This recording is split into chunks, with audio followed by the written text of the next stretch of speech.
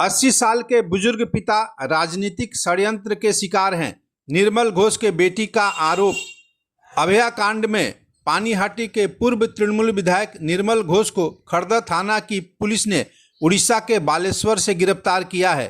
पिता की गिरफ्तारी के विषय में उनकी बड़ी बेटी संध्या घोष ने कहा कि मेरे पिता की उम्र 80 साल और 53 साल का उनका राजनीतिक जीवन है।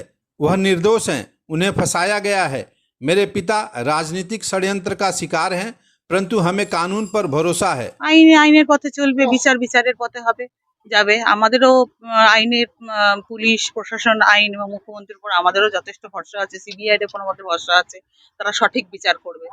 ভুল বিচারে তো কারোর শাস্তি হতে পারে না। হ্যাঁ, ভুল বিচারে আগে দোষী সাব্যস্ত হওয়ার আগে এখন মিডিয়া সব জায়গাতে কাউকে দোষী সাব্যস্ত করে দেয়, পার্টি কাউকে দোষী সাব্যস্ত করে, কিন্তু সেটা তো কথা নয়।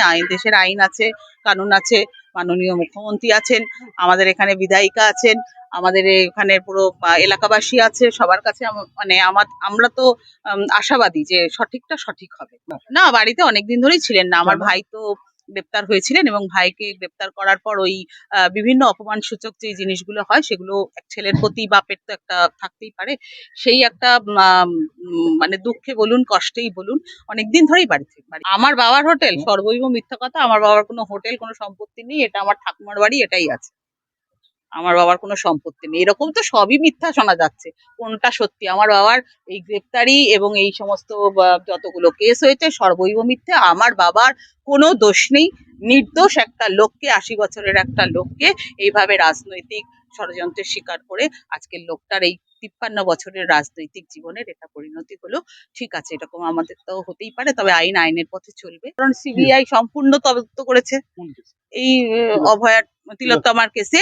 মানে আরজি করের থেকে আরম্ভ করে দেহ সৎকার পর্যন্ত সমস্ত তদন্তই সিবিআই করেছে, বহুবার করেছে। আমার বাবাকে যতবার ডেকেছে ততবার উনি গেছেন, ততবার তাদের নির্দেশ মতো সমস্ত নথি তার কাছে যেটুকুনি তার ফোন কল সমস্ত করা হয়েছে, তদন্তে সম্পূর্ণ সহযোগিতা করেছে।